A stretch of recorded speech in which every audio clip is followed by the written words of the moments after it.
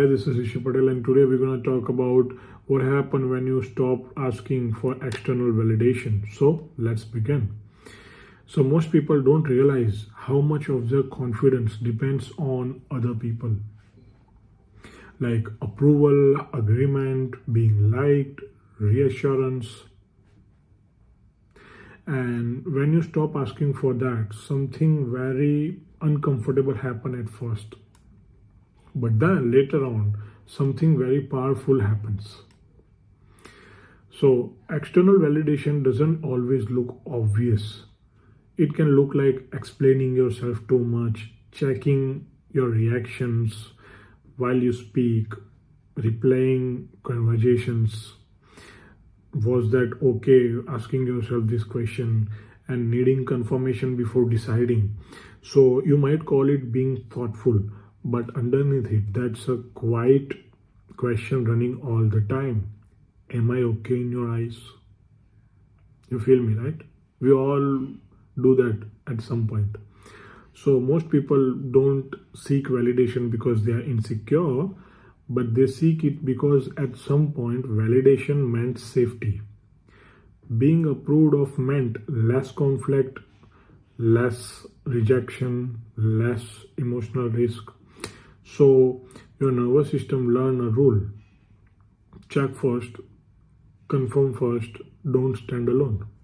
The part most people don't like hearing it, and that is every time you ask for external validation, you delay internal trust. So you teach yourself, I don't know yet, let me see what they think. And slowly your confidence starts to weaken. So not because you are wrong, but because you are outsourcing your authority. You are outsourcing the authority, right? So when you stop asking for validation, the first thing that you feel is not confidence, it's discomfort. Okay. So silence feels louder, doubt feels sharper, and loneliness appears. And many people go back here not because validation was healthy, but because uncertainty feels threatening to them. And that's okay. Everybody feels that way. Everybody achieves something big in their life. They all feel discomfort at the beginning, right? So, but if you stay with that discomfort, something shift. You stop asking, do they approve? You start asking, do I stand by this? That's the difference. And this is the moment eternal authority begins. So confidence doesn't arrive loudly, it arrives quietly as self-permission. This shows up everywhere. At work, you stop over-explaining your ideas. In conversations, you don't rush to be understood. In decisions, you choose without polling everyone. And something strange happens. That is, people don't push away, they adjust.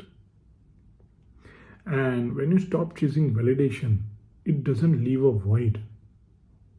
It gets replaced by three things, and that is clarity, groundedness, and self trust.